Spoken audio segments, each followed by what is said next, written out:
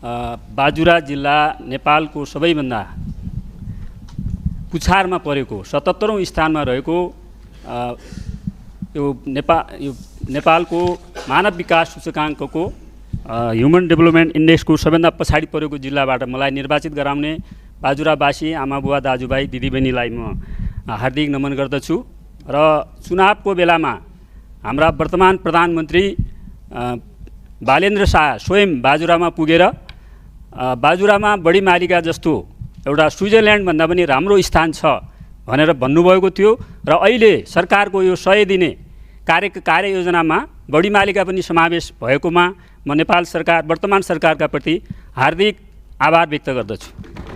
सम्माननीय सभामुख महोदय, बाजुरा जिल्ला दुर्गम हिमाली विकट पहाडी जिल्ला हो, तर त्यहाँ थुप्रै सम्भावनाहरू पनि छन्। बाजुरा जिल्लामा अहिले 1902 मेगावाट नेपालको सबैभन्दा ठुलो हाइड्रो प्रोजेक्ट बाजुरा जिल्लामै छ। यदि सरकारले यसलाई अगाडि बढाउन सके यहाँको गरिबी न्यूनीकरण, रोजगारी सिर्जना र बाजुरालाई समृद्ध बनाउन सक्ने सम्भावना छ। सम्माननीय सभामुख मार्फत म सरकारको ध्यान आकर्षण गराउन चाहन्छु। अर्कातिर जमुनादेखि हिल्सासम्म मानस सरोवर पुग्ने त्रिदेशीय राजमार्ग पनि बाजुरा हुँदै अगाडि बढेको छ।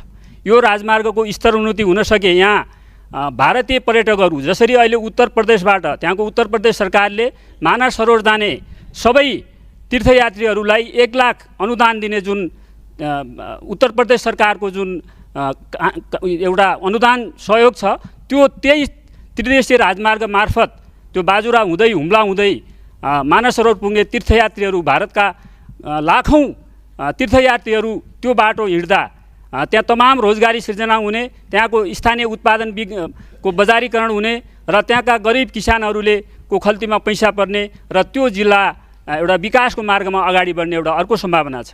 र बाजुरा जिल्लामा सबैभन्दा बढी जडीबुटी असङ्ख्य 100औं पाखाहरू छन् र त्यो ठाउँमा हामीले राष्ट्रिय प्रसारण लाइन पुगाउन सक्यौँ र त्यहीँ जडीबुटीको प्रशोधन प्याकेजिङ त्यहीँ औषधि कारखाना खोल्न सकेपछि बाजुरा जिल्लालाई ठुलो रोयल्टी प्राप्त हुन्छ र बाजुरा जिल्लाको गरिबी न्यूनीकरण हुन सक्छ। यसका प्रति पनि सम्माननीय सभामुख मार्फत म सरकारको ध्यान आकर्षण गर्न चाहन्छु। सेती लोकमार्ग अहिले धनगढीबाट झन्डै 94 किलोमिटरमा सेती लोकमार्ग साँफे पुग्छ, तर हामी 286 किलोमिटरको यात्रा गर्छौँ धनगढी आउन। र यो सेती लोकमार्ग आर्थिक वर्ष 66-67बाट अलपत्र परेको छ। यसको धीमा गतिमा यसको चाहिँ अगाडि बढेको छ।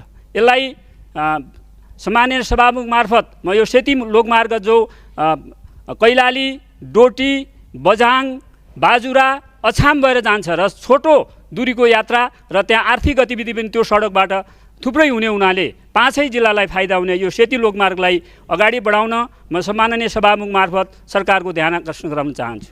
फेरि बाजुरा जिल्लाको भूगर्भमा पहिलेका पुर्खाहरूले त्यहाँ फलाम, सिसा खानीबाट थुप्रै भाँडाकुँडा बनाउने काम गर्थे। अहिले चीनको एउटा अध्ययनले, चीनको एउटा समाज वैज्ञानिकको अध्ययनले त्यहाँको भूगर्भ मुनि युरेनियमसम्म छ भन्ने कुरा आएको छ।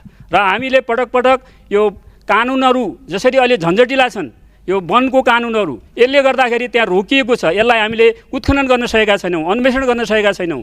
र यदि त्यहाँ युरेनियम अहिलेको जस्तो यति महँगो एउटा खनिज युरेनियम हामीले त्यहाँ निकाल्न सक्यौँ भने, त्यसको उत्खनन गर्न सक्यौँ भने नेपाललाई नै धेरै ठुलो लाभ हुने त्यो बाजुराको गर्भमुनि छ। र यसका प्रति पनि म सम्बन्धित मन्त्रालयको ध्यान आकर्षण सभामुख मार्फत गराउन चाहन्छु। र यो वेस्ट सेती जो 2049मा अस्ट्रेलियाको स्मेक कम्पनीसँग एग्रिमेन्ट भएको थियो, कहिले 3 गजेस कहिले कुनै कम्पनी हुँदै अहिले झन्डै 32 वर्ष भयो यो अलपत्र पर्यो।